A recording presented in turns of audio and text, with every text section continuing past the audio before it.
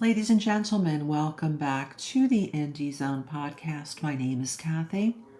On February 21st, 2025, the state of Idaho filed a motion in limine regarding neuropsychological and psychiatric evidence.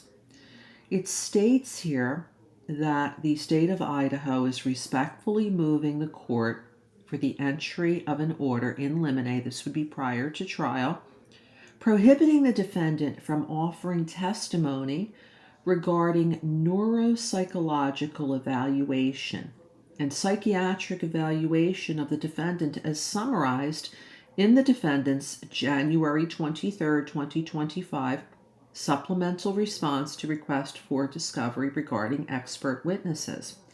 And what the state is specifically objecting to, stating here on page number 1, is proposed testimony of expert witnesses identified in the defense's exhibits D as in David 7 and D as in David 13.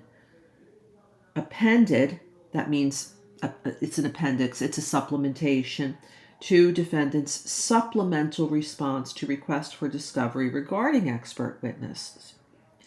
Now, the public is at a bit of a disadvantage here because this information is under seal. These exhibits are not on the public docket, so it's a little unclear what specifically this is.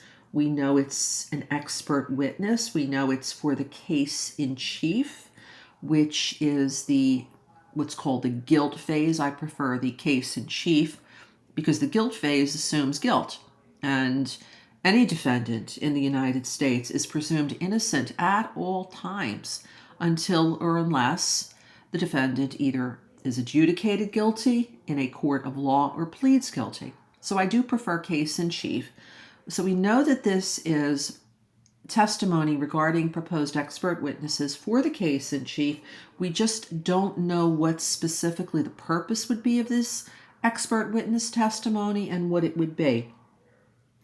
This filing continues. In support of this motion, the state respectfully refers the court to Idaho Code, and the legal authority here is given a statute which provides that, quote, mental condition shall not be a defense to any charge of criminal conduct, end quote, except expert evidence on the issues of any state of mind, which is an element of the offense. And then it cites to further legal authority. And this may be because first-degree felony, the unalivings and burglary, one would have to have the intent, would have to plot it out in their mind, would have to mean to do what exactly they're doing. It's not an accident. They weren't tricked. Its intent is part of the element of the crimes that Mr. Kohberger is charged with. So perhaps this is what it's being offered up for, and the state is saying that there is an exception here. If it is to proffer any state of mind, which is an element of the offense.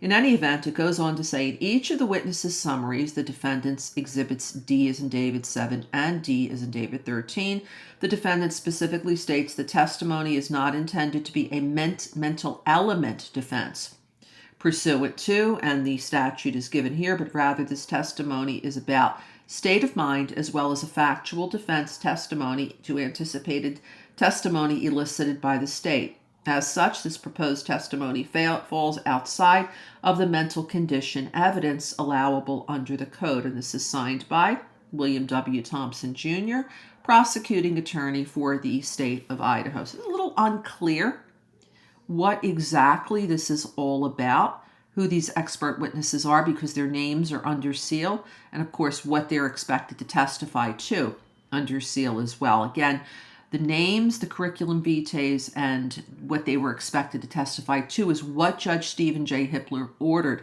both sides were to disclose each other in the trial and pretrial order that he rendered back in October. So this is a little confusing, but this is what this motion in limine is all about.